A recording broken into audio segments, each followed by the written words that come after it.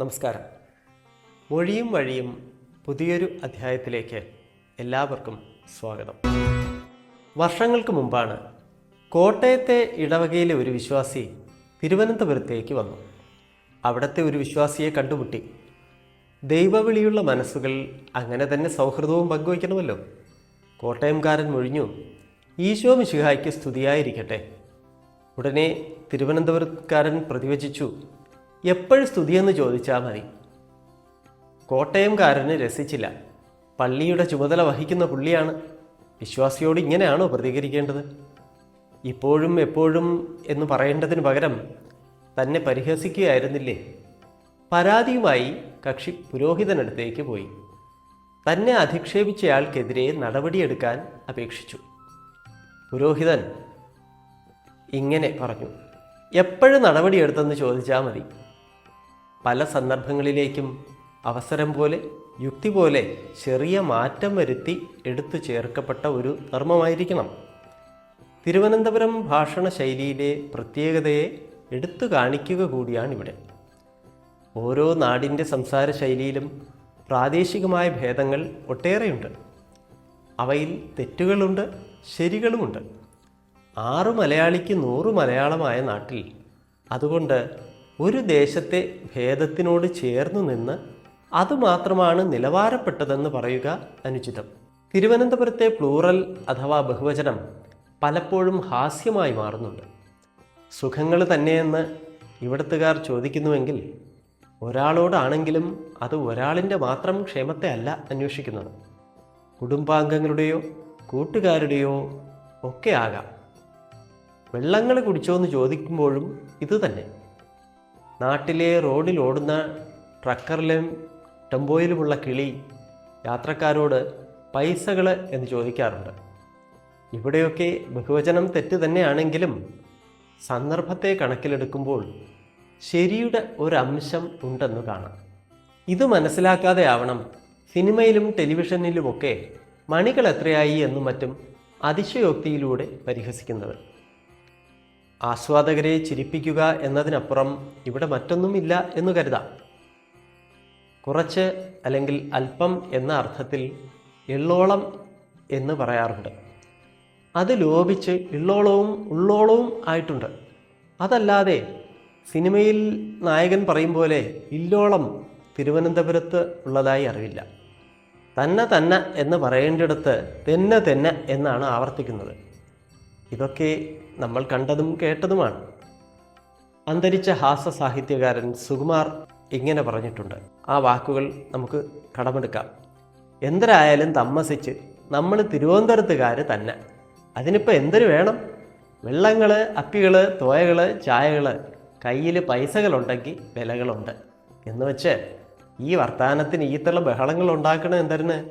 പരിഹാസം അടിക്കാൻ ഒന്നുമില്ല. ഇപ്പം വന്ന് എന്തെന്ന് വെച്ചാൽ ഇവിടെ ജനിച്ചു വളർന്നവർക്ക് പോലും തിരുവനന്തപുരത്തുകാരെന്ന് പറയാനെ കൊണ്ട് ഒരു കുറച്ചിൽ. ഇതിന് മാത്രം തിരുവനന്തപുരം എന്തൊരു പഴിച്ചുവിട്ടോ എന്തോ. അങ്ങൊന്നും ഇങ്ങൊന്നും ഒക്കെ വന്നൊട്ടികളാണ് തിരുവനന്തപുരത്തിന് ഇങ്ങനെ ഒരു പേര് ദോഷം വരുത്തി വെച്ചത്. അല്ലെങ്കിൽ അല്ലെന്ന് പറയട്ടെ, എന്തൊരു അങ്ങും ഇങ്ങും പെയ്യും വെച്ച് വന്ന് ഇവിടെയുള്ളവരും ഇപ്പോൾ എന്തിയേ കുന്തിയേ എന്നൊക്കെ പറയാൻ തുടങ്ങിയിട്ടുണ്ട്. ഇതൊക്കെ കേട്ടോണ്ട് ബാക്കിയുള്ളവരും എവിടേക്കാ വാഴയ്ക്ക എന്തോട്ട് കിന്തോട്ട് എന്നൊക്കെ പറയാൻ തുടങ്ങിയ അറുംപാദമില്ല. വടക്കുന്ന് വന്ന ഇത്തള പോലെ തലമൂത്തവരടുത്ത് പോലും വാ പോ എന്നൊക്കെയല്ലേ പറയണത്. ഇത്തള CV രാമൻപിള്ള അദ്ദേഹത്തിൻ്റെ പുസ്തകങ്ങൾ വായിക്കട്ടെ, അപ്പം മനസ്സിലാവും നമ്മളെ ഭാഷയുടെ ചന്തം. പിന്നെ ഉള്ളത് പറയാല്ലേ, പപ്പനാഭ സ്വാമിയുടെ നിലവറ തുറന്നേ പിന്നെ തിരുവനന്തപുരത്തുകാർക്ക് ഒരു ഗമയൊക്കെ വന്നിട്ടുണ്ട്. ഇപ്പം അന്വേഷിക്കാൻ തുടങ്ങി. തണ്ടപ്പേരുണ്ടെങ്കിൽ ഇതുപൂരം വസ്തു ഇവിടെ വാങ്ങിക്കാൻ വരെ ആലോചിക്കുക തന്നെ. തിരുവനന്തപുരം മലയാളം മാത്രമല്ല, മറ്റ് പ്രദേശ ഭാഷാ രീതികളും വിശകലനം ചെയ്യാം. പണ്ട് സംസ്കൃതം വിളയാടിയിരുന്ന സ്ഥാനത്ത് ഇപ്പം ഇംഗ്ലീഷാണല്ലോ. ഇത് പല അബദ്ധങ്ങൾക്കും കാരണമായിട്ടുണ്ട്. അർത്ഥമായാലും അനർത്ഥമായാലും മുറി ഇംഗ്ലീഷ് ഉണ്ടെങ്കിൽ അതൊരു അന്തസ്സ് തന്നെയാണ്. ടാബ്ലറ്റ് വിഴുങ്ങാൻ ഉദ്ദേശിച്ച അമ്മാവൻ ടോയ്ലറ്റ് വിഴുങ്ങാൻ വെള്ളം ചോദിച്ചതും അത്തരം അബദ്ധങ്ങളിലൊന്നാണല്ലോ. ചിലയിടത്ത് കൊച്ചുങ്ങളെ പുള്ള, പിള്ള എന്നൊക്കെ വിളിക്കും. ചിലയിടത്ത് കിടാവ്, ചിലയിടത്ത് പൈതൽ, പയലായിട്ടുണ്ട്. വെളുത്തുള്ളി വെള്ളുള്ളിയും, കപ്പയ്ക്ക കപ്പളങ്ങയും, പാവയ്ക്ക കൈപ്പയ്ക്കയുമാകും. വിരുന്നുകാർക്ക് കൊടുത്ത ചായ അപ്പിയിട്ടതെന്ന് പറഞ്ഞു കേട്ടപ്പം കുടിച്ചത് മുഴുവൻ ഛർദ്ദിച്ച കഥ കേട്ടിട്ടുണ്ടല്ലോ.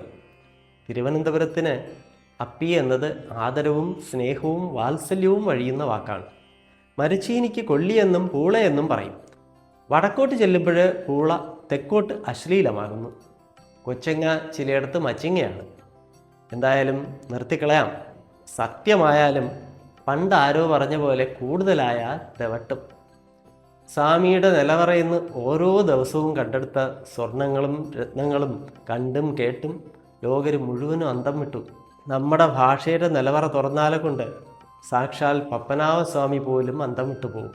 അത്രയ്ക്ക് തോനെയാണപ്പീ അതിൻ്റെ വിശേഷങ്ങൾ. അതും പറഞ്ഞ് തെക്കരും വടക്കരും തമ്മി പിണങ്ങണമെങ്കിൽ മടക്കൂട്ടങ്ങൾ എന്നല്ലാതെ എന്തൊരു പറയട്ട്. കാസർഗോഡ് മുതൽ കന്യാകുമാരി വരെ പരന്നു കിടക്കുന്ന മലയാളക്കരയിലെ മനുഷ്യരുടെ ആചാരങ്ങളിലും ഭാഷാ പ്രയോഗ രീതിയിലുമൊക്കെ സാരമായ വ്യത്യാസങ്ങളുണ്ട്.